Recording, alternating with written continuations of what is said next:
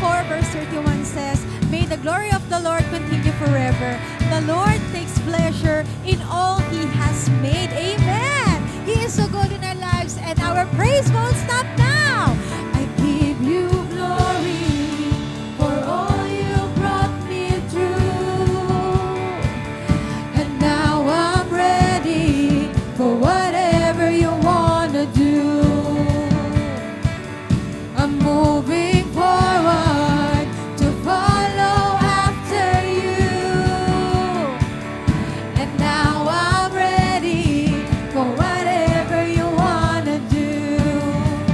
Your presence, Lord, your presence is an open door.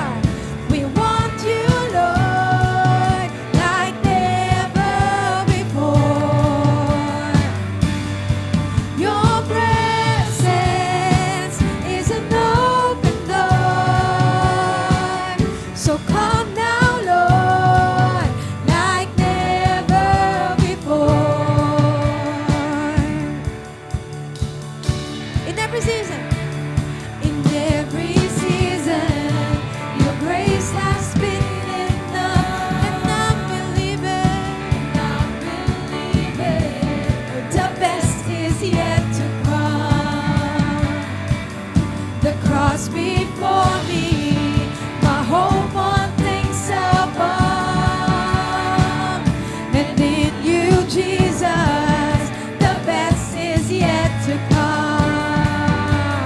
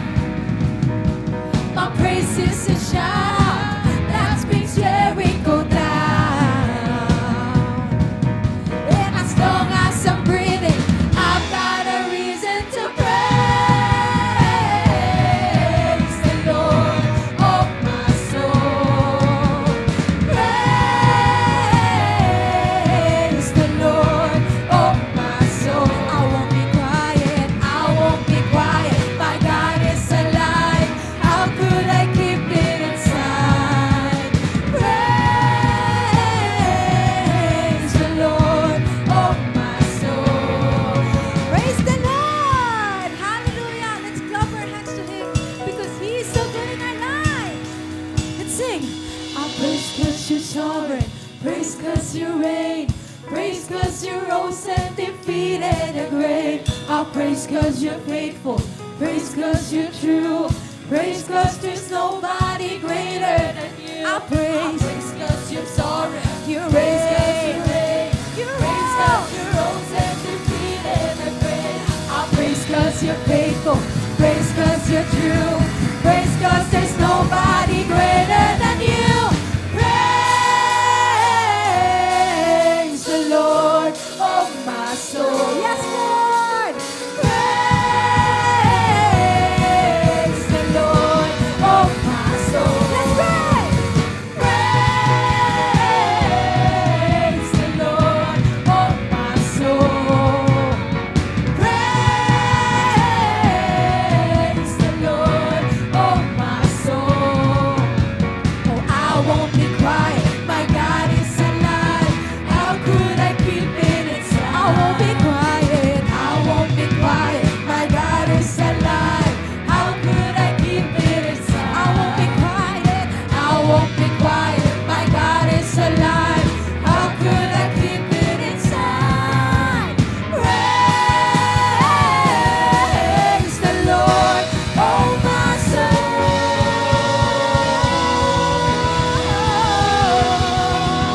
Oh, praise you, Jesus, with all my life. Hallelujah. We honor you, Lord. You are majestic, Jesus. You are our life. You are our salvation.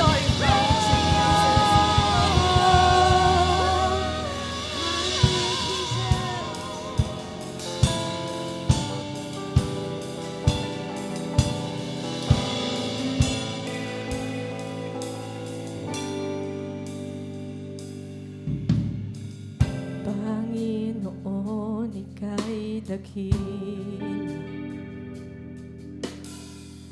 natatangit nag-iisa. Panginoon at kaibigan, ikaw ay tapat at napagkumbaba. Buhay mo ay iyong inalay, walang hanggan ay binigay. Panginoon ng kaligtasan, ikaw ang sandigan ng pusong sugatan. Jesus, ako ay iyong natagpuan. Pag-ibig mo di mapatayan. Ako ay sa'yo lamang, sa'yo lamang. Sa krus nahanap ang kapatawaran. Pag-ibig mo di mapatayan. Ako ay sa'yo lamang, sa'yo lamang.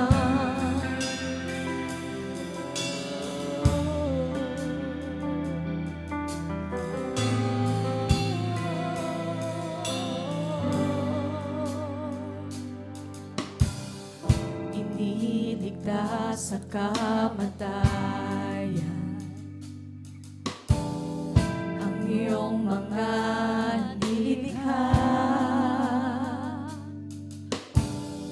Panginoon ng kabutihan, ikaw ang sandigan ng buong sanlibutan.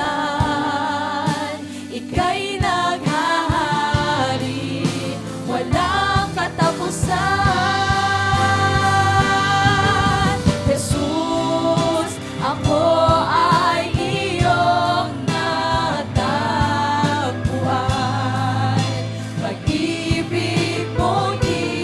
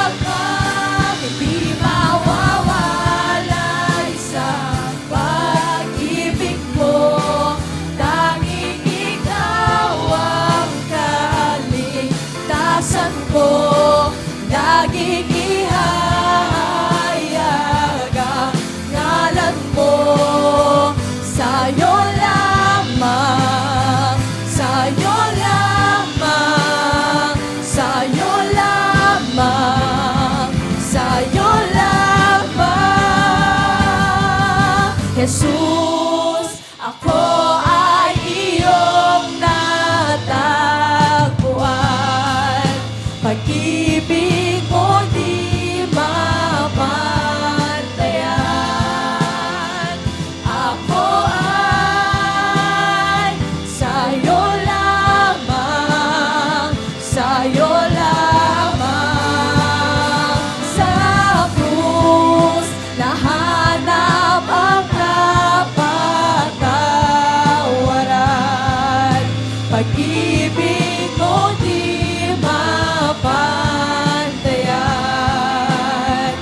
Ako ay sa'yo lamang, sa'yo lamang. Nawalay sa pag-ibig mo, tanging ikaw ang kaligtasan ko. Laging ihahayag ang ngalan mo. Sa'yo lamang, sa'yo lamang, sa'yo lamang, sa'yo lamang. Natagpuan ang iyong pag-ibig na dakila. Doon sa krus, ako'y iyong pinalaya. Jesus, ako'y aawit na walang hanggang pagpupuri. Ang puso ko'y sa'yo. Ako'y natagpuan ang iyong pag-ibig na dakila. Doon sa krus, ako'y iyong pinalaya. Jesus, ako'y aawit na walang hanggang pagpupuri. Ang puso ko'y sa'yo iaalay.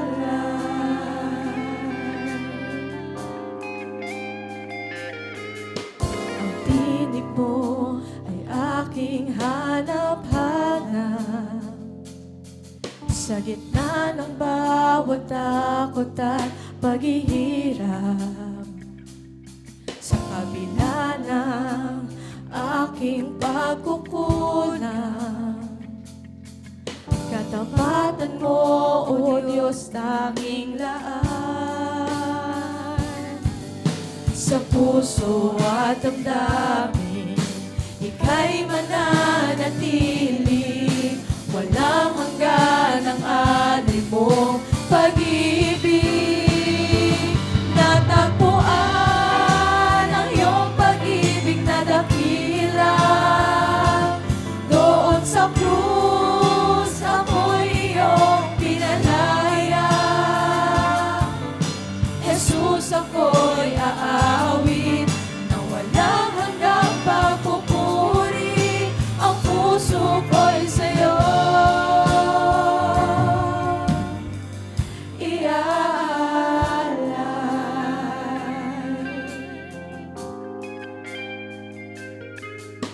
Panginoon, ikaw ang kaagapay. Kabutihan mo sa'kin di nagkukulang. Panginoon, ikaw lang ang kailangan. Magpakailanman sa'yo ako'y mananahan. Sa puso at damdamin, ika'y mananatili. Walang hanggan ang alay mo pag-ibig. Natagpuan ang iyong pag-ibig na dakila. Doon sa krus, ako'y iyong pinalaya. Jesus, ako'y aawit na walang hanggang pagpupuri. Ang puso ko'y sa'yo hangad ko lang ay mamalagi sa presensya mo natagpuan. Ako'y binago ng pag-ibig mo. Hangad ko lang ay mamalagi sa presensya mo. Luwalhatiin ang pangalan ko. Hangad ko ikaw o Diyos. Hangad ko lang ay mamalagi sa presensya mo. Natagpuan, ako'y binago ng pag-ibig ko. Hangad ko lang ay mamalagi sa presensya mo. Luwalhatiin ang pangalan mo. Ako'y natagpuan ng iyong pag-ibig na dakila. Doon sa krus, ako'y iyong pinalaya. Jesus, ako'y aawit na walang hanggang pagpupuri. Ang puso ko'y sa'yo. Ako'y natagpuan ng iyong pag-ibig na dakila. Doon sa krus, ako'y iyong pinalaya. Jesus, ako'y aawit na walang hanggang pagpupuri. Ang puso ko'y sa'yo. Hangad ko lang ay mamalagi sa presensya mo. Natagpuan, ako'y binago ng pag-ibig ko. Hangad ko lang ay mamalagi sa presensya mo. Luwalhatiin ang pangalan mo. Luwalhatiin ang pangalan mo. Luwalhatiin ang pangalan mo.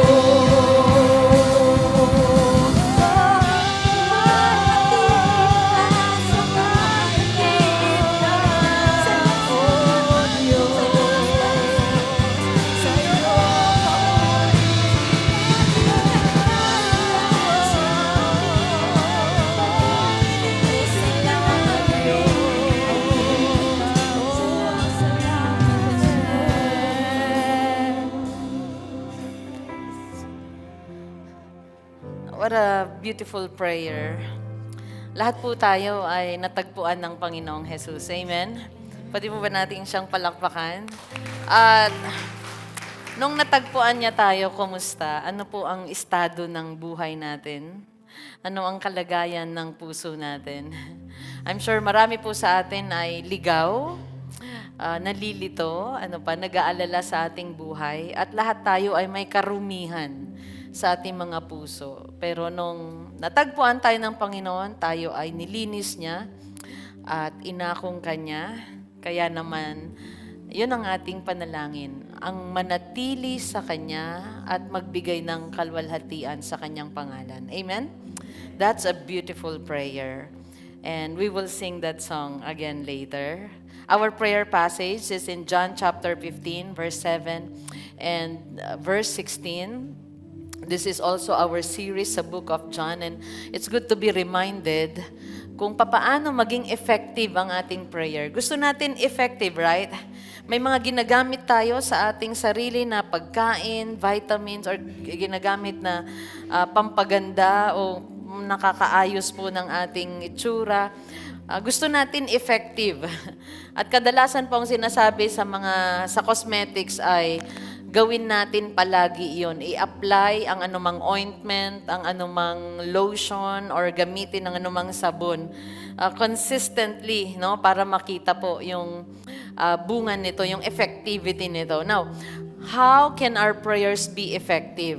John 15 verse 7, sabi po dito, if you abide in me and my words abide in you, ask whatever you wish and it will be done for you.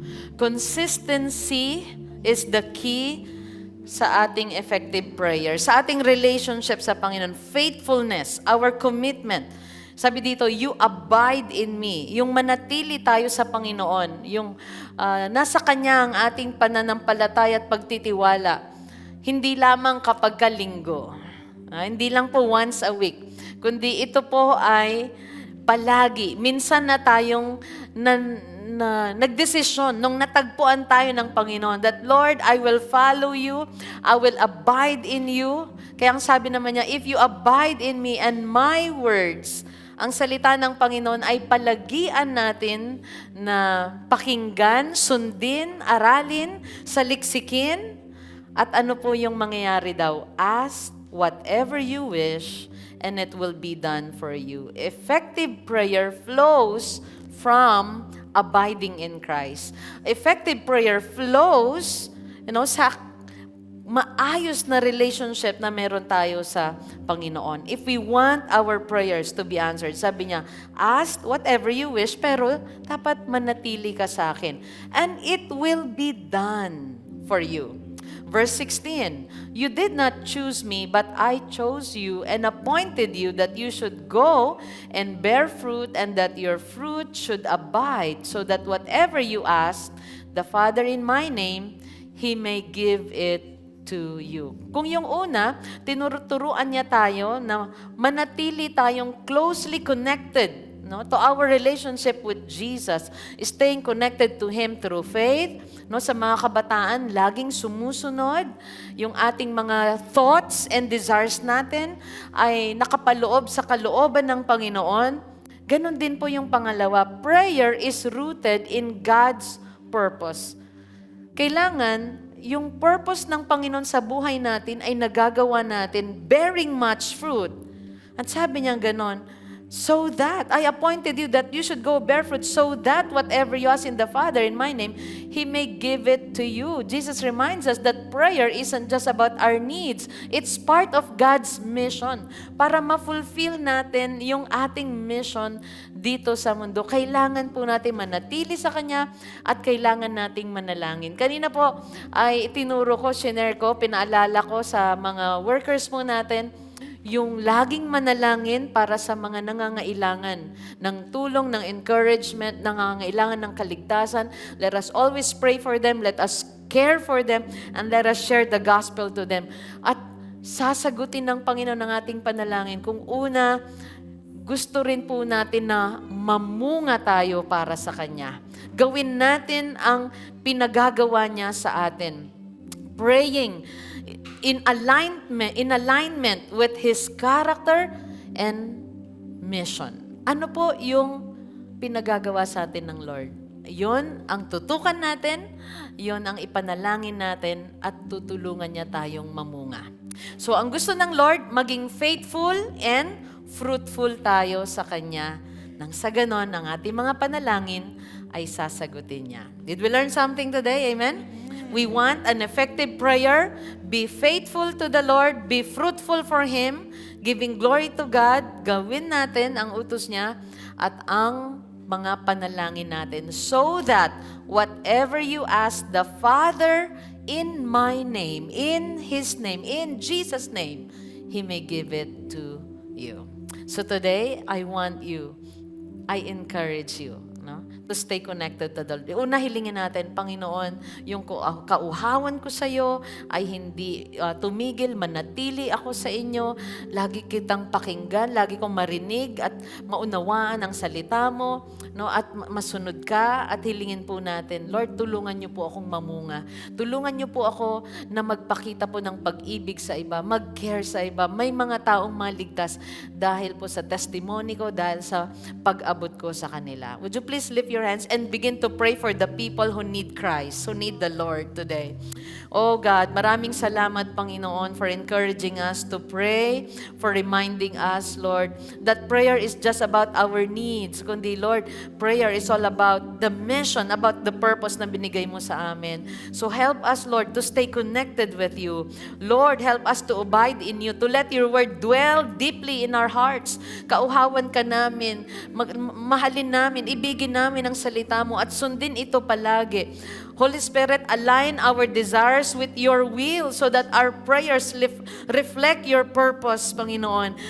Na ang lagi naming hilingin ay ang kalooban mo. Na ang lagi naming hilingin ay kaligtasan ng mga tao sa paligid po namin. Na makilala ka, na ibigin ka, na sambahin ka ng aming pamilya, ng aming mga anak, ng aming mga magulang, lolo't lola, mga apo, mga kaibigan, ang aming mga kapitbahay, Panginoon, ay makilala ka sa pamamagitan ng liwanag na dala-dala namin dahil sa pag-ibig mo rin po sa amin. Thank you for choosing us to bear fruit for your glory.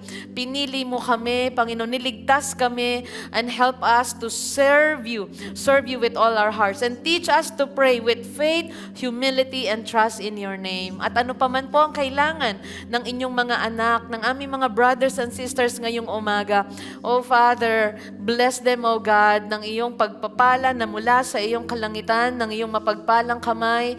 Lord, open the windows of heaven and pour out rain of blessing sa kanila, a great harvest, wisdom, Panginoon, strength and courage to face every day na haharapin po nila. We entrust to you our lives, and we entrust to you the future of our family, of this ministry, and of the people around us. We give you praise and glory in Jesus' name. And everyone say, Palapaan po natin ang Panginoon. And before you sit down, would you please tell 3 people around you, stay connected with Jesus. Thank you. Okay. This is yours.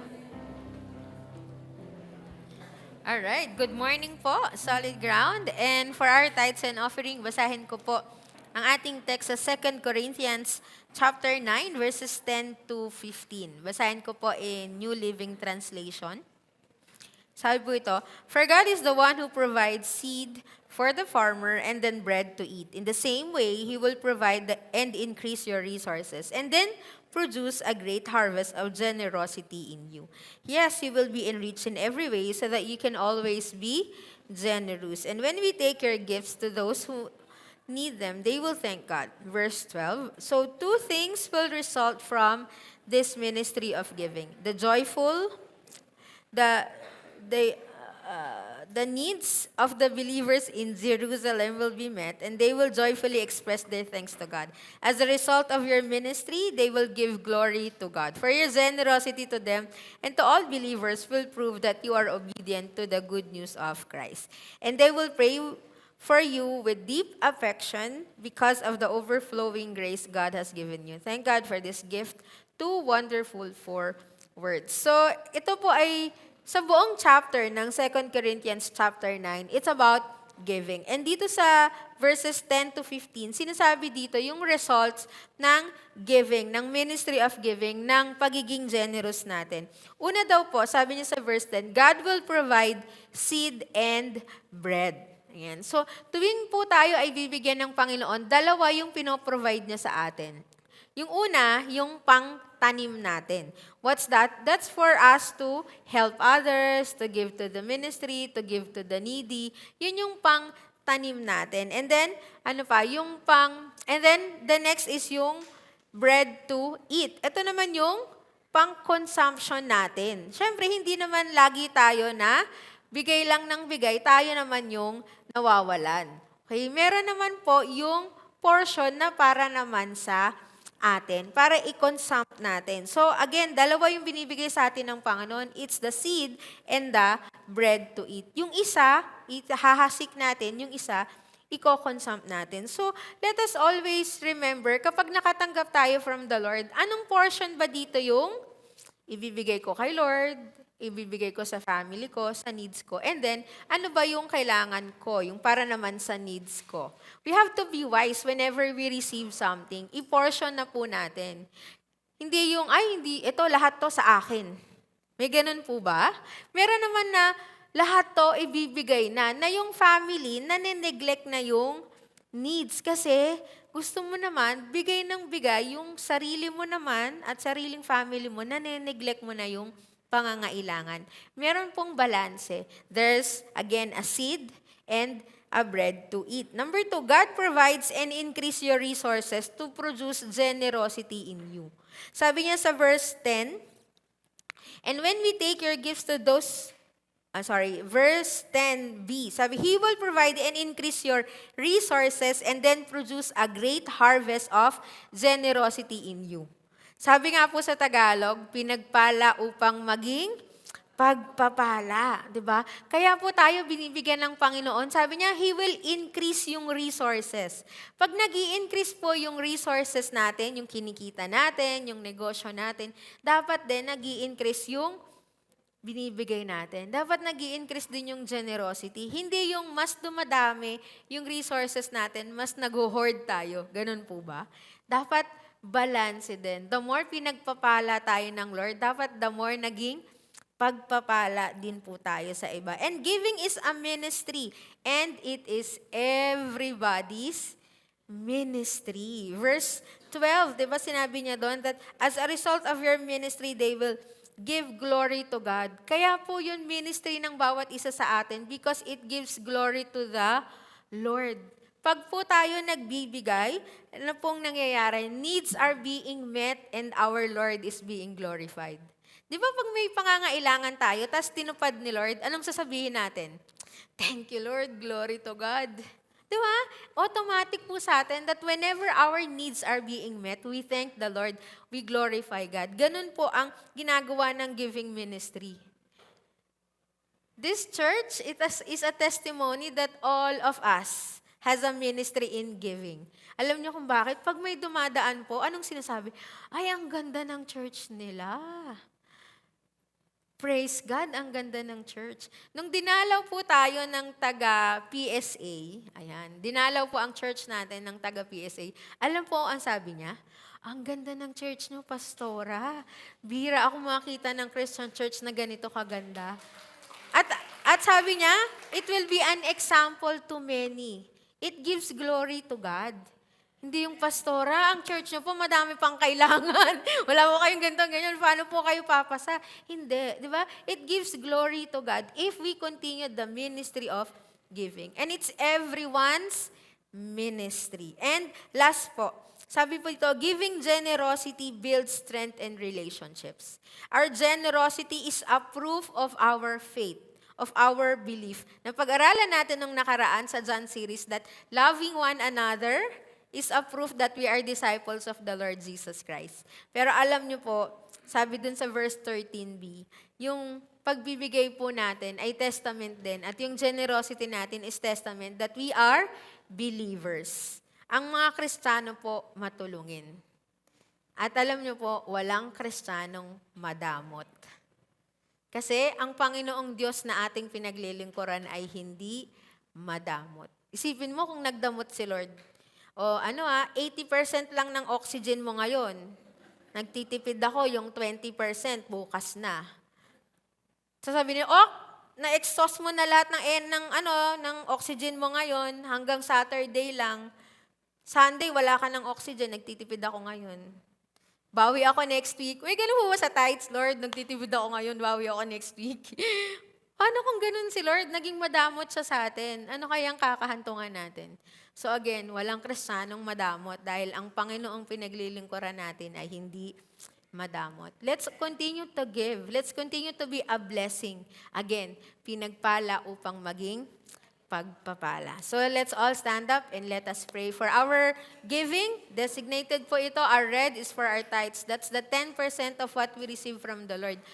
Again, huwag po tayong i-rob ang ating Panginoon. Our envelopes po, the blue is for our special project. Yan po yung maintenance ng ating church.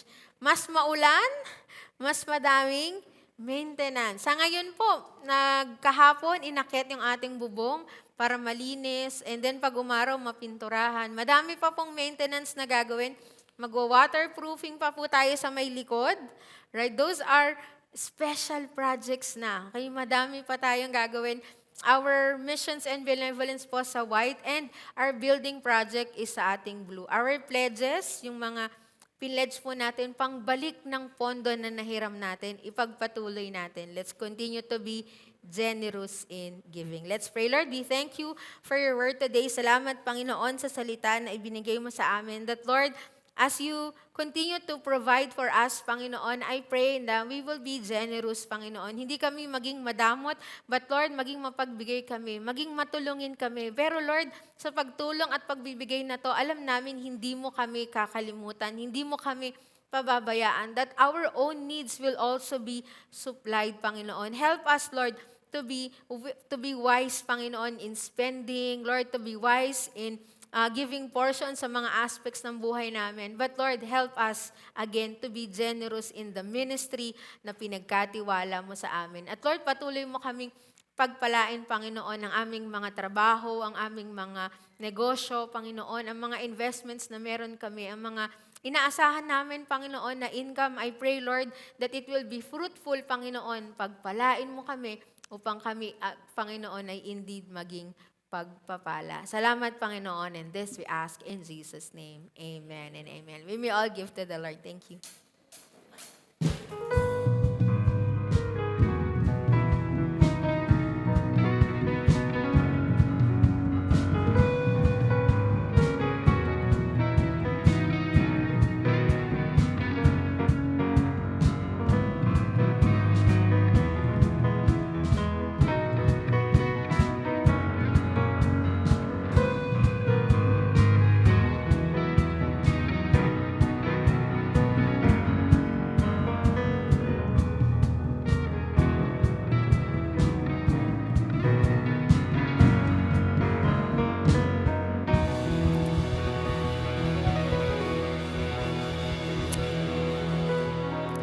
Praise God, and yes, thank you everyone for your generosity. Marami pong na-accomplish this week sa ating building maintenance dahil nasabi nga po natin, maintenance is better than repair. Okay? At yung mga maintenance din natin sa kalusugan ay alagaan at ingatan po natin. Ganon din sa ating mga tahanan, no? Dahil ang ating bansa ay talagang binabagyo, inuulan. Kapag ka meron pong sira, meron mga tulo, maliit na bagay na kailangan kumpunihin, ipagawa natin kaagad para hindi lumaki. So same principle sa ating relationship, sa ating pamilya, sa ating mga kaibigan. Ano man ang kaunting sira, dapat ay tinatapalan kaagad ng pag-ibig, pangunawa, pagpapatawad para hindi ito lumalaki. At sa ating spiritual life, sa ating connection sa Panginoon, i-maintain po natin or lagi po natin talagang kausapin ng Diyos, pakinggan ng salita niya, upang hindi tayo manghina spiritually. Hindi yung pag malala na, tsaka ulit ako tatawag kay Lord. Parang, pag malakas ako, okay pa ako, okay lang maging relax sa faith. Hindi po. Kailangan consistent po tayo. Yun ang mensahe ng John chapter 15. Manatili tayo sa Kanya. Maging tapat tayo sa Kanya upang tayo po ay makapamunga. The title of our sermon today, Why the World Hates Those Who Follow Christ. Alam niyo po, bago ninyo mabalitaan ang kung ano-anong mga kasamaan sa balita natin ngayon, last week pa lang po ay nabasa ko itong passage natin na kasunod at sabi ko, oh wow, it's a good warning, no, na lahat tayo ay dapat mapakinggan ito. At natapat, no, sa mga issue, sa mga nangyayari ngayon sa ating lipunan, sa ibang bansa, o masabi natin sa buong mundo. At tandaan po natin ang salita ng Panginoon ay relevant lagi. Okay, kaya meron nga pong nagmensahe sa akin this week. At di ba, online devotion replay po tayo. At sabi niya sa akin ay, Pastora, bakit parang yung devotion niyo ay parang live pa rin? Dahil kung ano yung issue ngayon, no, tinatamaan pa rin ng salita ng Panginoon at napapalakas pa rin po tayo. Sino pang nakapakinig at nakapag-devotion this week? It's the same, no? Sabi ko, oo nga, pinakinggan ko rin ang sarili ko at same mensahe din sa akin. Ano? And it's good to be reminded na talagang ang salita ng Panginoon ang siyang ating masasandalan at sandigan sa lahat ng panahon. Okay, so, why the world hates those who follow Christ? Hindi nangako ang Panginoon ng easy road for His followers. Jesus never promised an easy road for His followers. Kung papaanong sa mga estudyante, kanung magka-college ka na, sinabihan ka ng magulang mo na, anak, pag college ka, mas mahirap na. Mas mahirap ang assignment, ang thesis, mas mahirap ang traffic na haharapin mo, mas mabigat ang responsibilities mo kapag ikaw ay nag-college na, kapag ikaw ay nag-asawa, ikaw ay nagkaanak na. Di ba, ang ganda po ng mga paalala ng ating mga magulang. At si Jesus, sa John chapter 15, talagang ibinuhos po niya ang kanyang pag-ibig sa mga disciples. Pinaglingkuran niya sila, pinakain, pinaalalahanan na sila po ay merong future sa Kanya kung mananatili sa Kanya. At napakagandang makuha rin po natin ang warning niya sa mga disciples dahil ito rin po ay para sa lahat ng followers niya upang ihanda tayo sa realidad ng pagsunod natin sa Kanya. Merong realidad. Nang sa ganon, hindi tayo mabigla kapag tayo ay nakaranas ng persecution and rejection. Okay? Ang mundo, hindi kanya bibigyan ng applause because you are a follower of Jesus. Pero bakit nangyari ito? Bakit merong hatred to those who follow Christ? Let's read our passage, John chapter 15, verses 18 to 27. Sabi ni Jesus, "If the world hates you, know that it has hated me before it hated you." Did you notice? Hatred na ang pinag-uusapan dito. Nung mga una, about love. Okay? Pero dito, about hatred. "If you were of the world would love you as its own. But because you are not of the world, but I chose you out of the world, therefore the world hates you. Remember the word that I said to you, a servant is not greater than his master. If they persecuted me, they will also persecute you. If they kept my word, they will also keep yours. But all these things they will do to you on account of my name, because they do not know him who sent me. If I had not come and spoken to them, they would not have been guilty of sin, but now they have no excuse for their sin.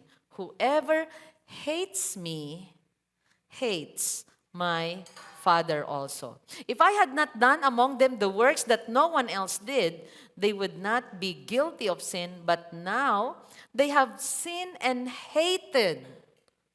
Sabi, hated both me and my Father. But the word that is written in their law must be fulfilled. They hated me without a cause. Nakailang beses pong banggit na ng salitang hate, hatred, hated. They hated me, sabi niya, without a cause. But when the Helper comes, whom I will send to you from the Father, the Spirit of truth, who proceeds from the Father, he will bear witness about me. And you also will bear witness, because you have been with me from the beginning. Lift your hands and let's pray. Father, we receive your word and give us understanding today. Open our hearts, our minds, Lord. Maunawaan namin ang salita mo. Matanggap po namin, Panginoon, ang warning mo, ang pag-ibig mo sa amin, at ang utos mo ay hindi po namin makalimutan. Masunod ka namin habang nabubuhay kami. Sa mundong ito, nalilisanin din namin. Subalit hanggat narito kami, Panginoon, patatagin mo kami. Speak to us, dear Holy Spirit. We are ready, we are willing, be glorified in our midst. In Jesus' name we pray. Everyone say, Amen. Palapakan natin ng Lord. Why? Yung tanong po natin, why the world hates those who follow Christ? The true believers or Christians, why the world hates those who follow Christ? Number one, because you are not of the world's system. Hindi ka kabilang sa mundong ito. You are not of the world system. We are chosen out of the world. Di ba sabi niya sa mga disciples, I have chosen you to bear much fruit. Ikaw ay mamunga. Kaya nga, manatili ka sa akin. Pinili kita na mamunga at ano man ang hilingin mo, kung mananatili ka sa akin ay makakamtan mo. It shall be done unto you. Believers are no longer part of the world's value system. Ano po itong, because you are not of the world system. Hindi po natin ibig sabihin dito na itong physical world, hindi itong universe na ito, but it is the word cosmos. Binanggit din po ito sa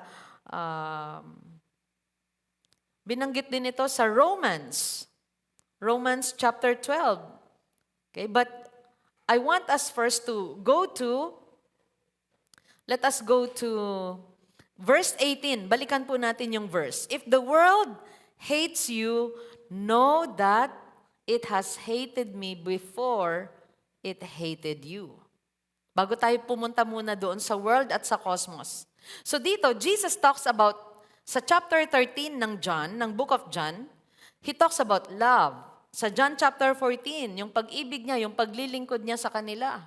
Yung panawagin niya sa kanila. Sa John chapter 15, verse 18, he talks about hatred hanggang sa verse 25, about the hatred of the people sa kanya at sa Father. So Jesus showed His love to the disciples. Ano pa? The assurance of His love for them. That the Holy Spirit will be with them. Ano pa?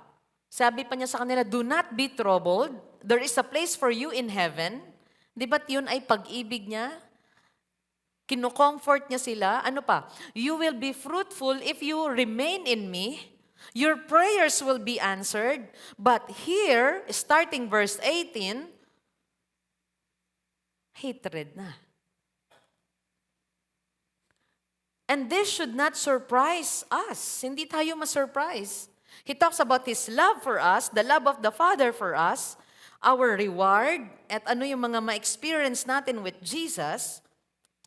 But there is hatred from the world that should not surprise us. Ibig sabihin ng know that it has hated me before it hated. No, ibig sabihin, be sure of this. Ito po ay sinabi ni Jesus at na-fulfill ito hanggang ngayon. Ito ay warning at paalala ni Jesus na hanggang ngayon ay nangyayari ito, itong hatred ng world sa mga followers niya, sa mga Christians, or sa mga believers. Know that it has hated me before it hated you means this is a fixed attitude. It is a fixed attitude. Na bakit ang mundo ganyan? Laging merong hatred sa katotohanan. Laging gustong baluktutin ang katotohanan. Because it is the system of the world. Let's go to verse 19. If you were of the world would love you as its own. Before you became a believer, you are loved by the world. Lahat tayo. Accepted by the world. Okay ka sa mga friends mo. Okay ka sa mundo. Walang pressure dahil kasama mo sila. You did not stand against them. You are not against them. You do not confront their sins. You do not confront what is wrong with them. Ni hindi mo in-expose yung mali nilang gawa dahil kakampi mo sila. Kaya okay tayo sa mundo. Why believers are hated? Because they love evil and we love righteousness. Tandaan po natin yan. Sabi niya, if you were of the world, kung ikaw ay kabilang sa mundo, then mamahalin ka ng mundo. But because you are not of the world, because you love righteousness, because you love God, because you love the truth, you are hated.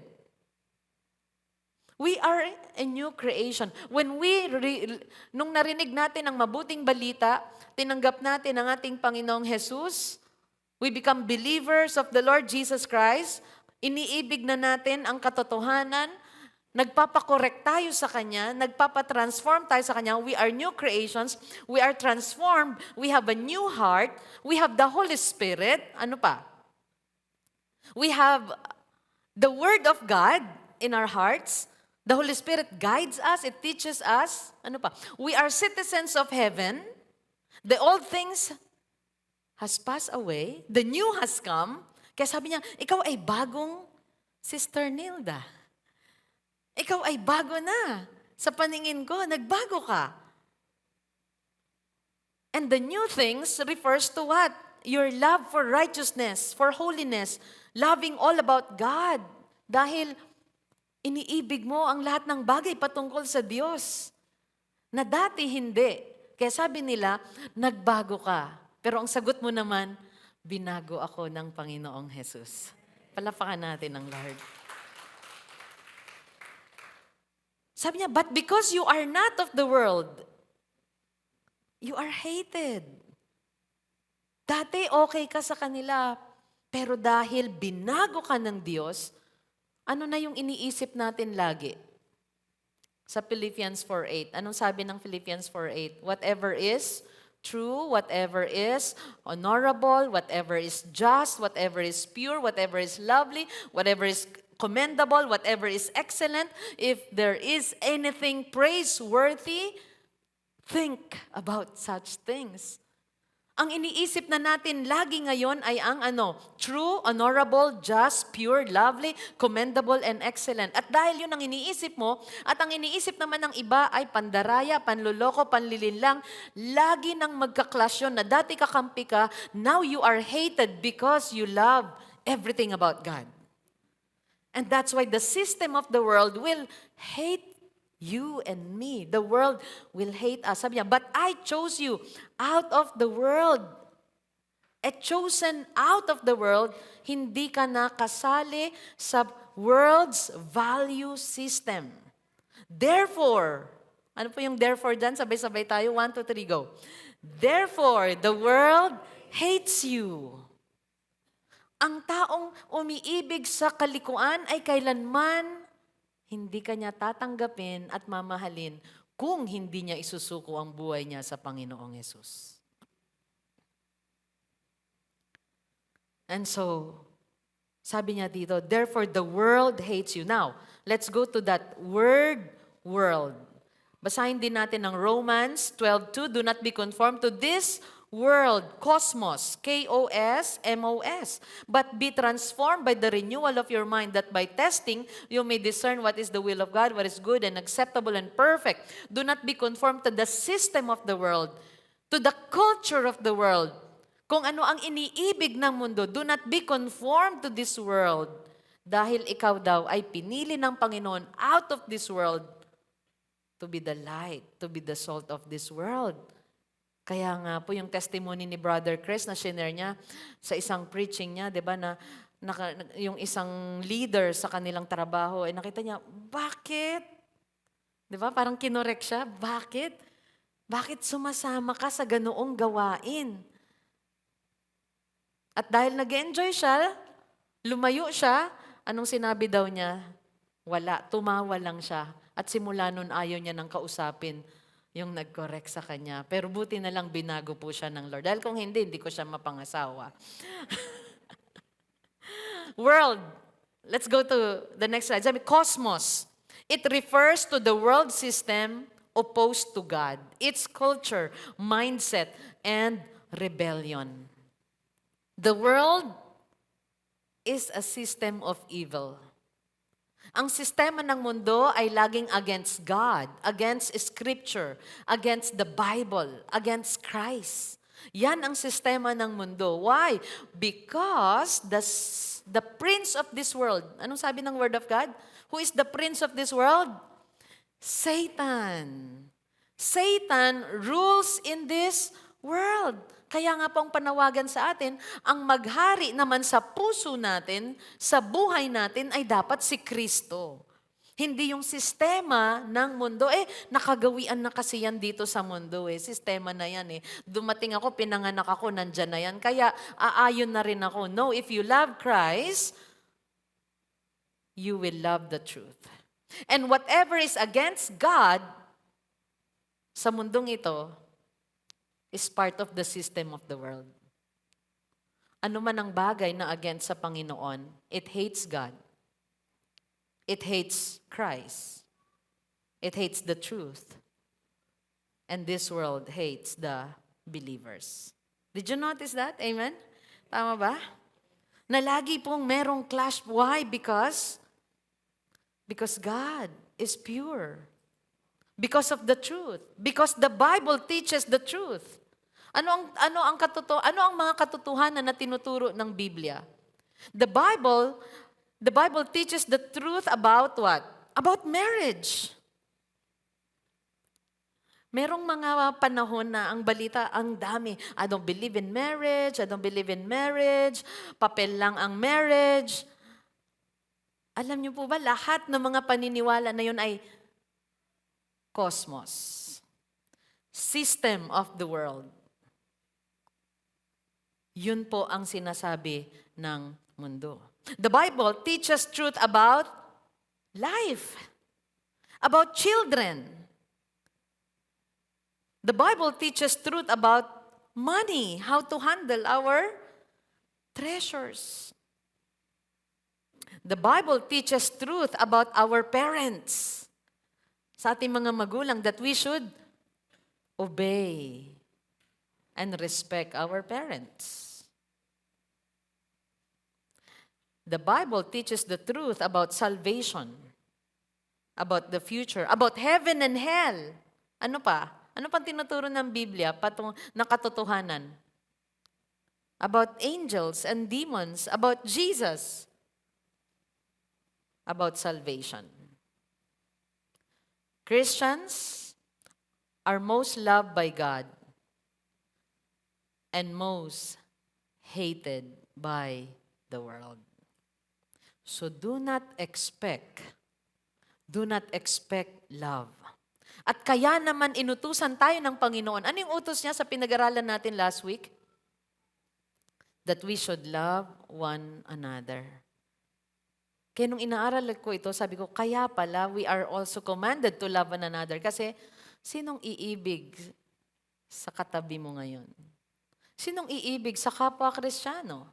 Sinong iibig sa kapwa mananampalataya? If the world will hate us, if the world will hate the truth, who will love us? Who will love the person next to you? And that's why let us love one another as Christ loved us. Sacrificial, forgiving, understanding, humble. Let us love each other humbly. No pride. Let us desire the welfare of one another. It's not a competition. Fellowship is not a competition. We are here to encourage one another. Can I hear amen? Tell the person next to you, I am here for you. Amen. Rejection is a result of spiritual identity. When we live differently, pag namuhay tayo sa liwanag at namuhay tayo against the world, it exposes the darkness around us. Napansin nyo, minsan inaasar kayo, nilalayuan kayo. Ay, ayokong isama ito kasi lagi niya akong kinokorek ng masama lahat ng mga sinasabi ko. And then encourage pa niya yung iba para pagtawanan ka o asarin ka. At dahil na-win niya yung hearts ng mga taong ito, ganun na rin ang kaisipan against you because you stand sa katotohanan. Are we learning? Amen. In today's culture, standing for biblical truth on issues like identity, integrity, morality, often brings ridicule or exclusion. Sabihin mo lang na ang create ng Panginoon ay male and female, you will be hated. At bakit mo sinabing male and female? Because in the beginning, God created male and female. And every time na i-check mo yung bagay na yan, at sasabihin mo, I agree with this because this is what the Word of God tells us, you will be hated. And when you check, I am for man and woman marriages, you will be hated. And every time na ikaw ay tatayo sa katotohanan, you will be hated. Sa culture ng mundong ito, pag pinanindigan mo ang biblical truth, it brings ridicule and exclusion sa buhay mo. Social media, entertainment, and politics often reflect worldly values that clash with God's kingdom. Are we learning? John 3:20, we are hated because we love the light. For everyone who does wicked things hates the light and does not come to the light, lest his works should be exposed. Ikaw ay hated dahil gusto mo sa liwanag. Sa mga kabataan, yung magsabi ka lang na, uy, wag natin gawin yan. Di ba? Mali yan. And then, the people around you will ridicule you and exclude you. Ang darating yung time, matagpuan mo ang sarili mo. Bakit parang hindi ko na sila kasama? Bakit parang ayaw nila sa akin? Wala ka namang ginawa kundi sabihin lang na mali yan. Because that is the cosmos, the system of this world. We have come to the light. We are the light of the world. We love God. We love the Bible. We love the fellowship of the believers. We want to live in the light, and that's why you are hated. At kapag ang Kristiyano naman ay inibig muli ang kadiliman, darating yung time, bakit biglang hate na ako nito? Because you are living in the light, and this person is living in darkness. Minsan kahit hindi ka magsalita, dahil nakikita ang integridad ng buhay mo, nandoon ka sa kalagitnaan nila, nare-rebuke na sila. And they hate that. Dahil hindi ka nila maisali sa gawang masama. You are not part of the system. And if you expose the system, expect hatred. And that's why we need each other. And that's why we need to encourage one another, pray for one another. And that's why we need to love one another. Kaya kapag ang isang tao, hated siya ng mga friends niya, alam mo na parang ang dami niyang friends dati, ngayon isa na lang, mahalin mo yung brother or sister na yan. Na dati ang ganda-ganda ng nangyayari sa buhay niya, pero dahil sinabi niya ang katotohanan sa trabaho, sa pamilya, sa angkan niya, ngayon parang wala siyang kakampi. Love that brother or sister of yours. And pray for that person. At kung may kakayahan ka, pakainin mo siya ng masarap na goto, na lugaw, na merong egg, tokwat baboy, at saka, ano pa? Ano pang mga kapartner nun? Ngayong malamig, maulan. Diba? May sili, may patis. Alright? May chicharon. At may slices na mga eggs. Sarap. At may mga onion leeks. Diba? And, garlic. Humabol pa yung garlic. When we expose the system, when we confront it, when we hate the system of the world, you will be ridiculed and you will be excluded. Hindi naglihim si Jesus, you will be hated. At kung naranasan mo na yon, remain in Christ. Manatili ka sa Panginoon. Do not be discouraged. And find someone who can lift you up in prayer. Or message your group mates, yung GC. Okay? Sabihin mo lang, na John 15 ako ngayon. Nagkaintindihan na tayo nun. Okay? Na John 15:18 ako ngayon. Sinong na John 15:18 na? Taas nga po yung kamay. Yes? Alright? Kapag minessage niyo ako ng gano'n, naintindihan ko na. Pag halimbawa, minessage ako ni Shelo at ni Tali, na John 15:18 po kami sa community, sa neighborhood. Okay. Tara, ice cream tayo. Wow. Next. What number we are in now? Number 2. Because the world hated Jesus first. You are hated, we are hated, believers or followers of Jesus are hated because we are not part of the system. Because you love God, you love Christ, you love the truth, you love the scripture. Pangalawa, because the world hated Jesus first. John 15:18, balikan natin.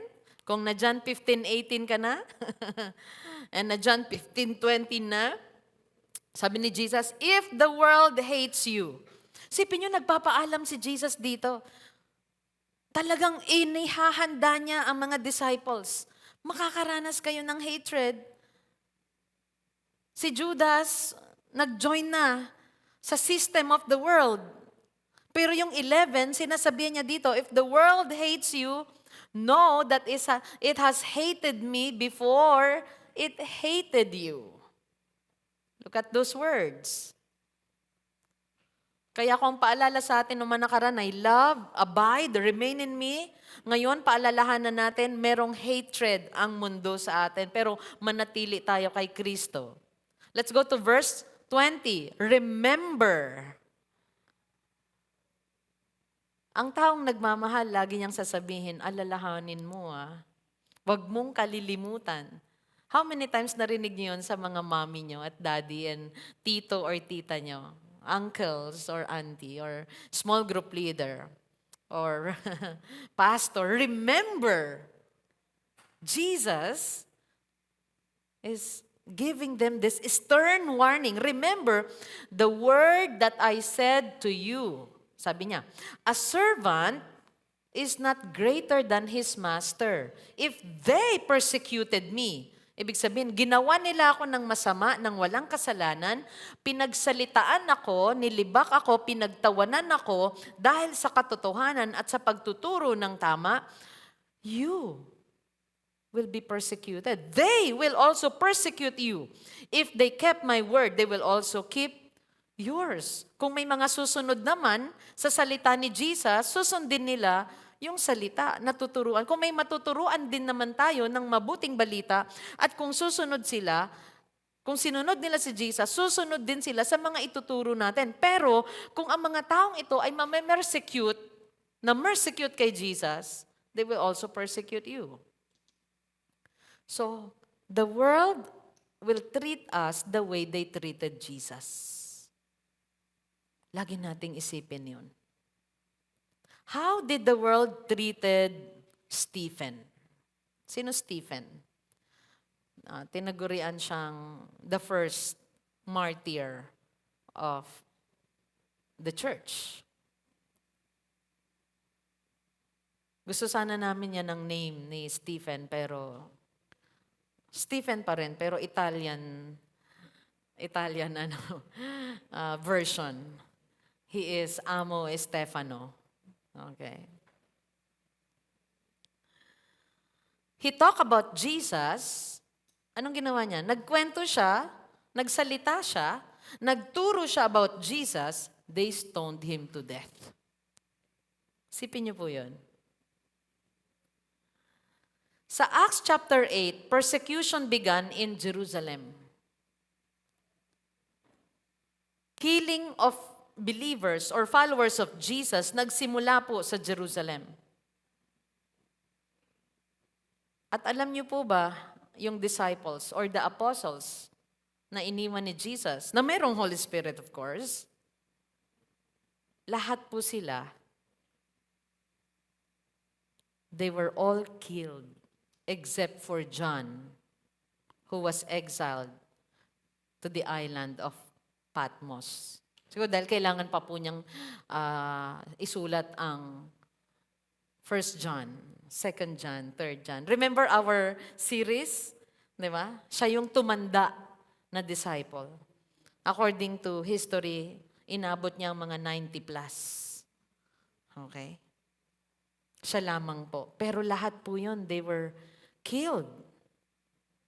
Papaano nila tinrato si Stephen? Pinatay po nila, stoning to death. Si Apostle Paul, how did the world treated Paul, the apostle?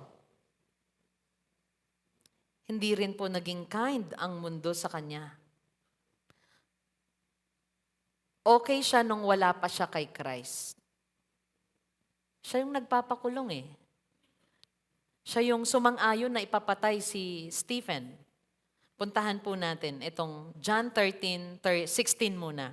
Truly, truly, I say to you, a servant is not greater than his master. So sa John 13 pa lang, sinabi na ni Jesus ito. Kaya pinaalala niya, remember what I said to you. A servant is not greater than his master, nor is a messenger greater than the one who sent him. Acts 1:8. Nung namatay si Stephen, ang nag-approve po nun ay si Saul. And Saul approved of his execution. And there arose on that day a great persecution against the church in Jerusalem. Nagsimula doon ang persecution ng mga Christians, ng mga believers in Jerusalem. And they were all scattered throughout the regions of Judea and Samaria except the apostles. Kaya nangalat po ang mga Kristiyano. At yun naman ang magandang nangyari nung namatay si Stephen, kumalat ang mga Kristiyano, kumalat din po ang gospel. They intended it for evil, God intended it for good. Alam mo, lahat po ng mga masamang nangyari sa history ay na-turn into good ng Panginoon. Grabe pang persecution. Sa panahon ni Emperor Nero, ano pong ginawa niya? Ang mga Kristiyano ay ginawang mga Roman candle sa daan. Ginawa niyang mga kandila sa kalsada. Sinisindihan ang mga Kristiyano sa kalsada. Ganun ang persecution. The most hated Christians. Kaya wag po tayong magtaka. Because we love the light. Because we love God. Because we are in the light. Because dahil sa atin, na-expose ang kadiliman sa kanila. Because of the Holy Spirit living in us. Ang Biblia, tinry na sunugin. Bakit susunugin kung hindi ito katotohanan? Can I hear amen? Bakit hindi pinagplanong sunugin ang lahat ng mga mathematics na books para wala tayong math? Okay? Ang daming mga, hindi pwede tayong mabuhay na walang math kung wala tayong wala tayong building, walang bridges. Okay? No. The Lord is our greatest mathematician. Okay? He is the author of everything. Pero bakit Biblia pinagplanuhan na sunugin, pati Kristiyano? Because it is the truth. Wow. Si Paul, ngayon si Paul, or Saul, nung siya po ay kakampi ng sistema ng mundo, okay siya. Inapprove pa nga siya, binigyan pa siya ng permiso. Sige, i-drag mo yung mga Kristiyano na yun sa mga bahay nila. Hatakin mo sila, parusahan mo sila, saktan mo sila, at ikulong mo sila. Pero nung na-encounter niya si Jesus, nagbago siya. God gave him a new heart. He became a new creation. Lumabas siya sa sistema ng mundo. Naglingkod siya kay Kristo. At nung naglingkod siya kay Kristo, ano ang mga naranasan niya? Persecution. Tulad natin, okay tayo noon. Approved kapag kami sinabi kang hindi maganda. Tatawanan ka nila, papalakpakan ka nila. Go lang. 1 Corinthians 4, anong naranasan ni Paul? To the present hour, sabi niya, dahil sa paglilingkod niya sa Panginoon, we hunger and thirst. We are poorly dressed and buffeted and homeless, and we labor, working with our own hands. When reviled, we bless. When persecuted, ang sabi ni Paul, we endure. When slandered, we entreat. Meron pa po yung sisiraan ka. Slandering. Kaninong gawain yun? It's a demonic act, ang paninira. It's evil. When slandered, we entreat. Gumagawa pa rin ng mabuti. We have become and are still like the scum of the world, the refuse of all things. Ano daw, itinuring sila? Kahit persecuted, sila po ay sila ginawa ng masama, pero gumawa pa rin sila ng mabuti. Bilang mga followers ni Jesus, anong tingin pa rin sa kanila? Scum of the world. Hindi S-C-A-M. Scum means, alam niyo po yung pag nagluto kayo ng sinangag, tapos may mga natira-tirang mga maliliit na maiitim, tapos pag kinuskus mo and scrape mo yon, yun ang scum of the world. Dumi, garbage. O sabihin na lang natin, talagang nasa gilid-gilid ng kawali, yung mga dumi na nalaglag, yun ang tingin pa rin sa amin. Sabi niya ganon. We have become and are still like the scum of the world, the refuse of all things. Yun po ang naranasan ni Paul dahil sa kanyang pagsunod sa Panginoon. The apostles were killed. Stephen nag-preach about Jesus, stoned to death. Si Paul, like nasabi ko, nung wala pa siya kay Kristo, okay siya, pero nung nakay Christ na siya, naglingkod na siya sa Panginoon, he experienced persecution and hatred for Jesus' name's sake. Kaya si Jesus, sabi niya, remember sa John 15:20, remember, a servant is not greater than his master.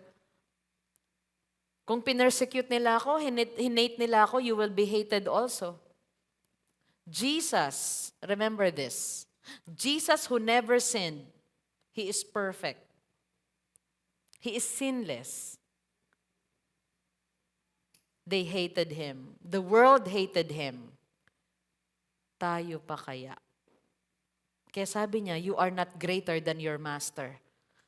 Sinasabi ko na ito sa inyo, alalahanin niyo, sabi niya. The world will not love us. We believe in Jesus, we love the light, but we are imperfect.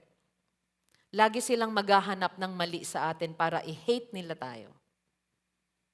We struggle. We still struggle. But we love Jesus.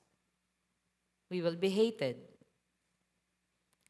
At wag din po tayong magtaka minsan sa pamilya natin, kung ang, halimbawa, magulang natin, kaibigan, basta kahit close sa buhay po natin, at wala po siyang pagkilala sa katotohanan ng Panginoon, wag kang magtaka, even that close friend, brother, sister, relative of yours, ay pwede kang i-hate.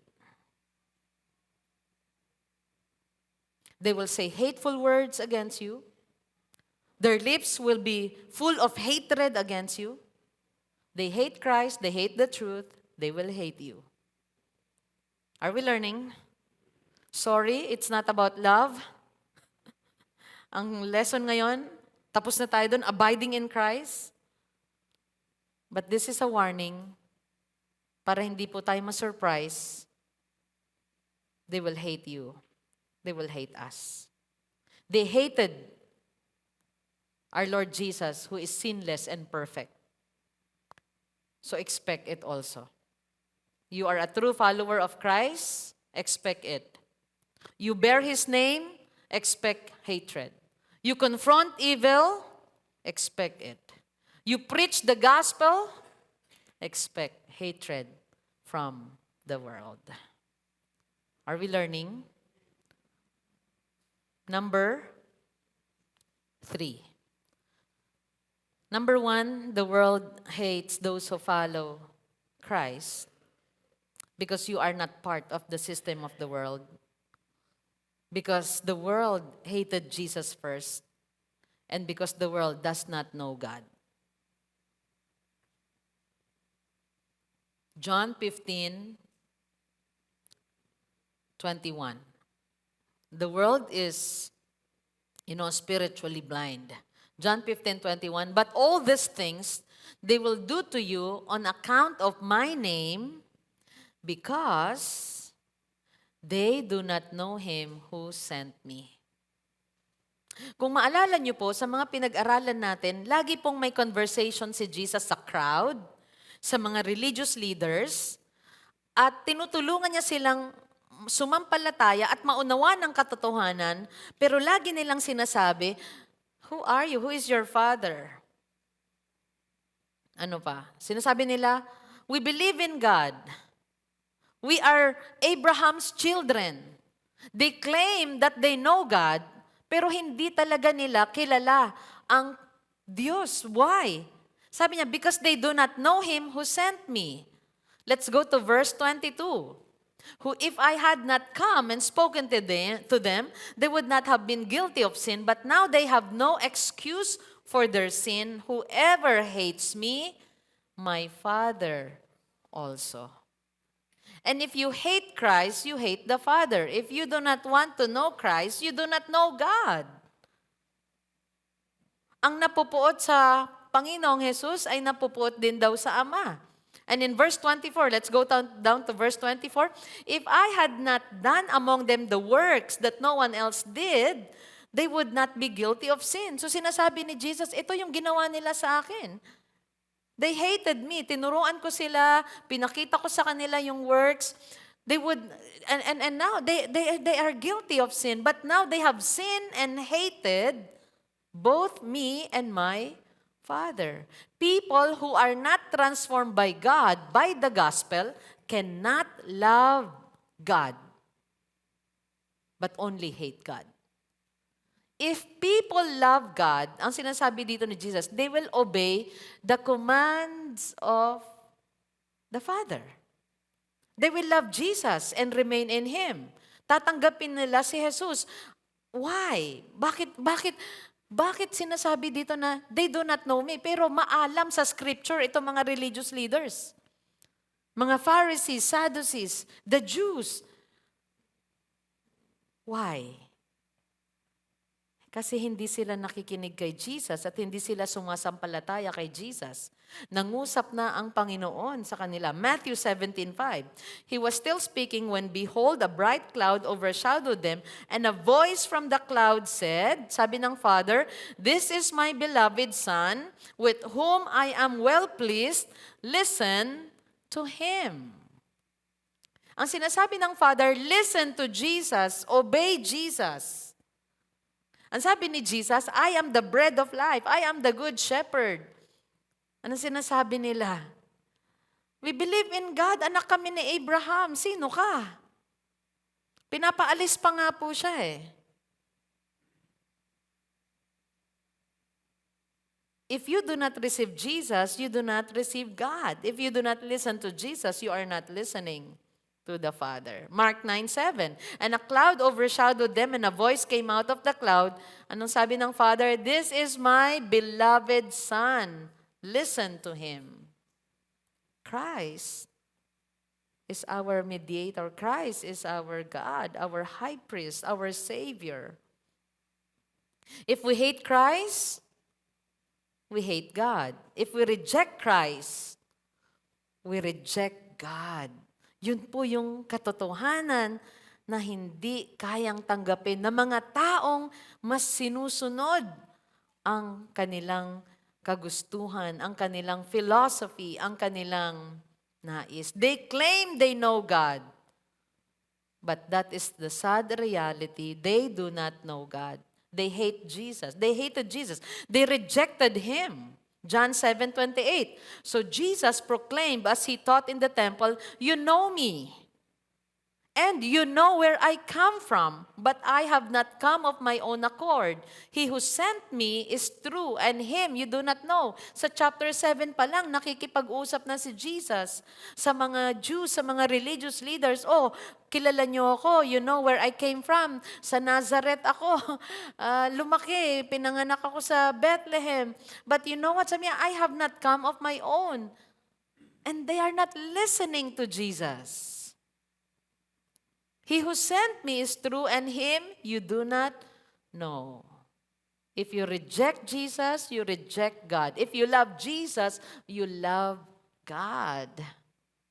Sorry, if you love Jesus, you love God. And there are people, hanggang ngayon, tao lang si Jesus. Prophet lang yan.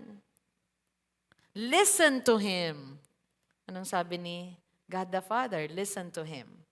Receive Jesus. We cannot see God without Christ. We cannot come to the Father without Him. Because He is the way, the truth, and the life. At marami po mga tao nagsasabing, naniniwala naman ako na may Diyos. But they do not obey God. Why? Because they love their sins. They do not listen to the teachings of Jesus. And if we do not accept Jesus, we reject God. If we love Jesus, we accept His teachings. The gospel about Jesus, ang mabuting balita na patungkol kay Jesus, kung yun ay narinig natin, tinanggap natin, isinapuso natin, we love God. Because we obey Him, tinatanggap natin ang ipinadala niya, ang regalo niya na Savior natin. Are we learning? Amen? Now, let's go to verse 25. But the word that is written in their law must be fulfilled. Sabi niya, ito ang nasusulat sa kautusan. They hated me without a cause. Sipin niyo po, nagpapaalam si Jesus at ang sinasabi niya lahat dito ngayon sa puntong ito sa disciples is all about hatred. Kayo po, kung kayo si Peter, kayo si Thomas, si John, si James, sinasabi ng may hatred, go ka pa rin. Kumusta po tayo ngayon? Siguro nag-uusap yung 11. Teka. Kanina lang sabi niya, we have a future in heaven. We are love. May Holy Spirit tayo. Mamumunga tayo. Sasagutin niya yung mga prayers natin. Okay lahat yon. Check. Pero paano tayo magiging fruitful kung hated tayo? Mahirap yun masakit yun. Mahirap to. Kung ganito ang mangyayari sa atin. Pero nanatili po ba yung mga disciples? Yes. Why? Ang ganda po ng sinabi ni Jesus sa verse 26.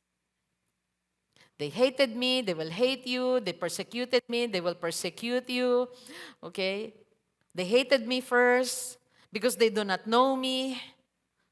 Pero again, they will hate you. Remember this.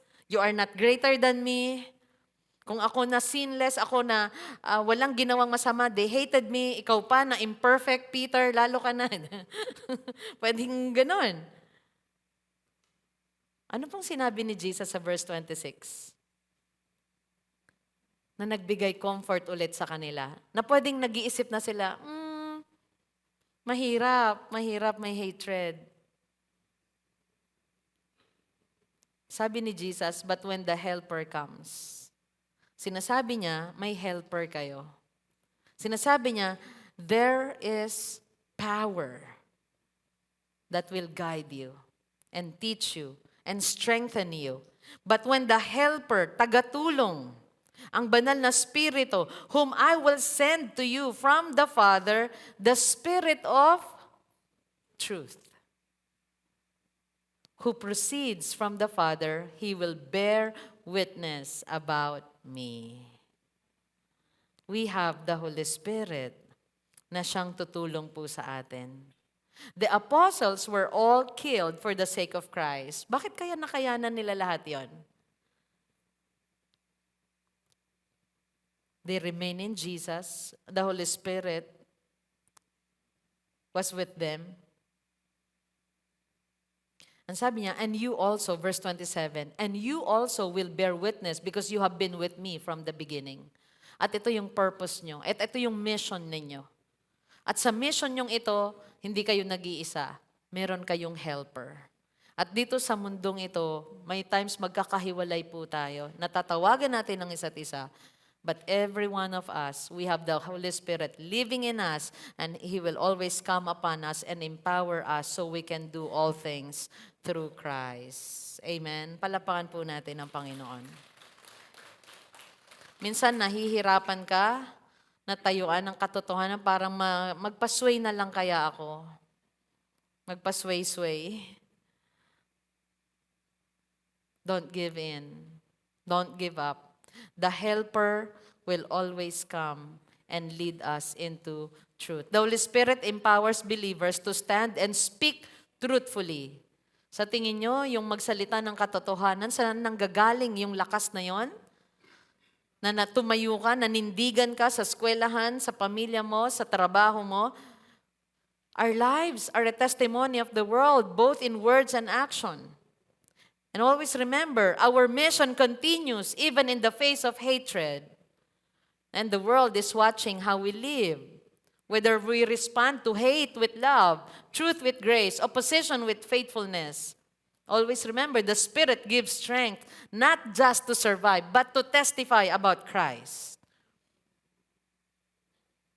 And meron pong story, maybe more than 10 years ago, meron po mga Christians na ipinarada po ng mga masasamang tao. At alam niyo po, according to some researchers, mas marami pa po ang pinatay na Kristiyano ng 20th century kaysa ng mga nakaraan. Meron pong 21 Christians martyred na naging faithful to the end. Pero alam po ninyo, according sa story, 20 lang daw po yan. 20 lang yung talagang Christian dyan.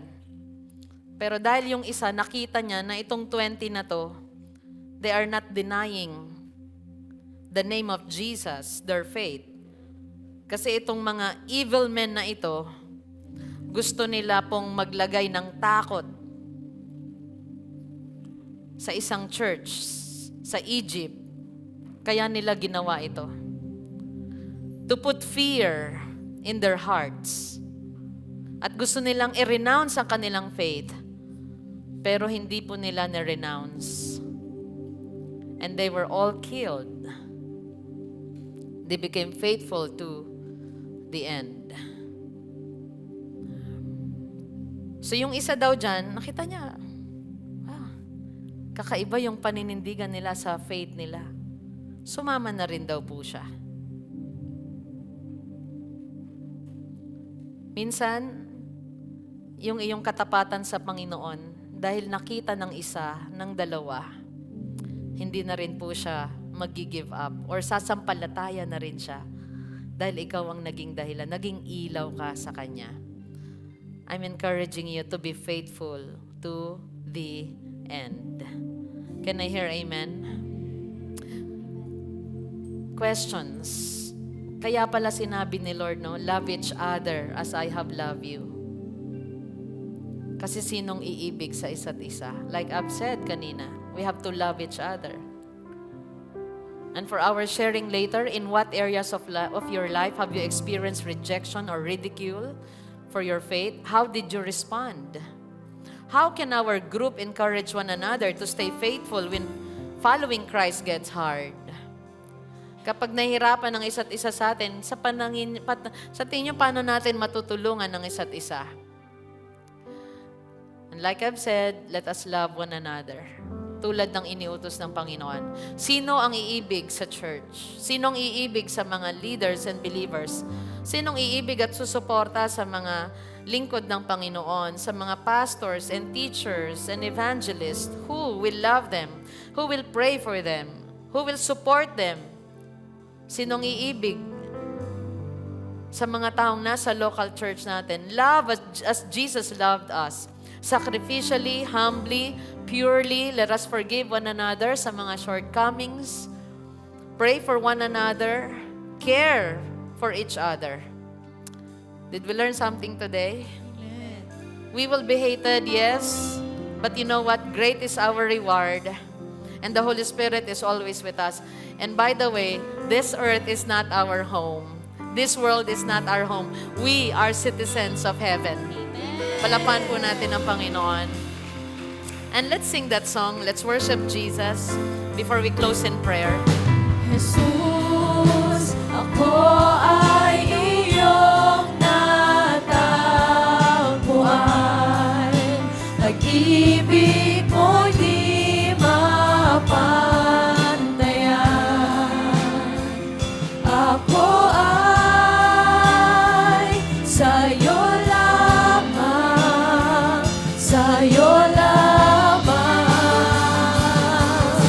Sa krus, nahanap ang kapatawaran. Pag-ibig mong di mapantayan. Ako ay sa'yo lamang, sa'yo lamang. Jesus, ako ay iyong natagpuan. Pag-ibig mo di mapantayan. Ako ay sa'yo lamang, sa'yo lamang. Sa krus, nahanap ang kapatawaran. Pag-ibig mong di mapantayan. Ako ay sa'yo lamang, sa'yo lamang. Lord, yan po ang laman ng aming puso. We belong to you. We are yours, Lord God. Sa'yo lang kami, Panginoon. And thank you. Thank you. Natagpuan mo kami. Thank you, inabot mo kami. Inibig, nilinis, pinatawad sa aming mga kasalanan. At sa'yo, meron kaming magandang future. May mga pangako ka, Panginoon, na pinangahawakan kami. At salamat dahil sa'yo, may direksyon ng aming buhay. Meron kaming purpose, oh God. Meron kaming misyon sa mundong ito. And Lord, Holy Spirit, empower us to love one another. Can we lift our hands to the Lord? At kung katabi niyo po ang inyong asawa, mahal sa buhay, just hold his hand or her hand. Lord, empower us to love one another, to hate sin and keep on loving you. Lord, to bear witness, to tell others that you alone are God, to care for others, to tell them that you are the way, the truth, and the life. And Lord, help us to be faithful and fruitful till the end. In Jesus' name we pray. And everyone say, palakpakan po natin ang Panginoon. The Lord bless you. God bless you, your family, and your small group.